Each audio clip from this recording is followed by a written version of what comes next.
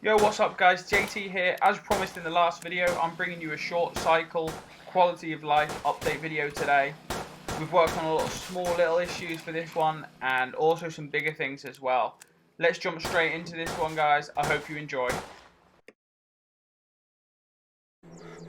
We really couldn't have started a quality of life update without thinking about the zombie attack distances. This is probably the #1 complaint that we received, so this is what we focused on as a starting point.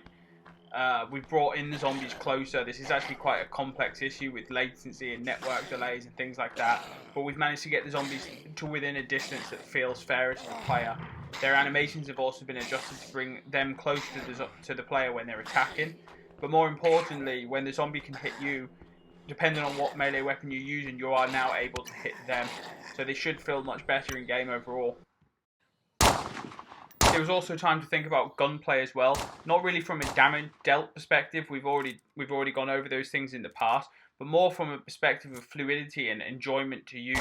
You can see here that we've improved the visuals from the smoke that comes out of the chamber when you fire to the muzzle flashes as well. But then we've also increased the speed and tweaked the animations for reloading as well, to just allow the player to quickly fire out their gun, reload it quickly, remove that aggravation and get back into the action more quickly. We decided that we couldn't go a full update without at least adding one cool feature as well. So we've added this new weapon called the M357. You can see that the firing animation is just a little bit nicer than the existing weapons. This is something that we'll be rolling out to the existing weapons over the coming updates, and just gives you an idea of where we'd like to get with the gunplay overall. The inventories also received a lot of love in this update. It may look very subtle on first glance, but it's actually quite a major update. The description's now auto hover, all the alignment's been tweaked and adjusted, there's icons across the board, the UI itself is larger, the background has been sharpened up and the font has been tweaked as well to make it a little bit clearer. As you can see here, there's now a search feature as well, which allows players to find the items they're looking for really quickly. And also, in addition to that, only the buttons that can actually be used in the inventory are now active, so that it's clear what can and can't be done at that current moment with the items that you have in your inventory. In addition to that, this functionality has also been rolled out to containers. They now have category tabs, sorting and searching as well. A massively requested feature is the ability to shift click to move stacks. We've added that across the board between machines, containers, vehicles, anywhere you can think of really. And if you find somewhere where it's not possible, please let us know. So yeah, basically you can now shift click to move stacks.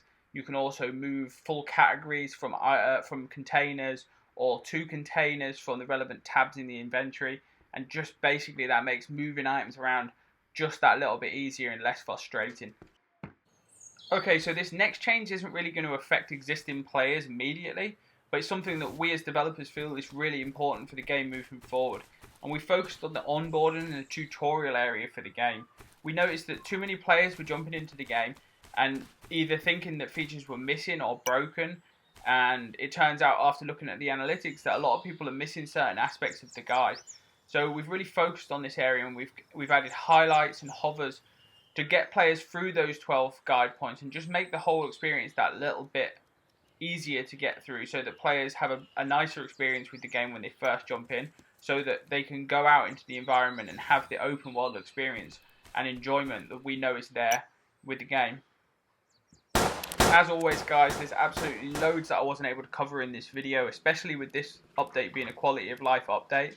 So I'll link the changelog in the description below. Check it out, look at what we've been working on. Hit us up, jump in game, let us know what you're enjoying, let us know what you're not enjoying so that we can put it right. And I will see you in the next video guys.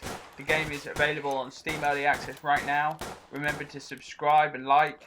I'll see you in the next one. Bye bye.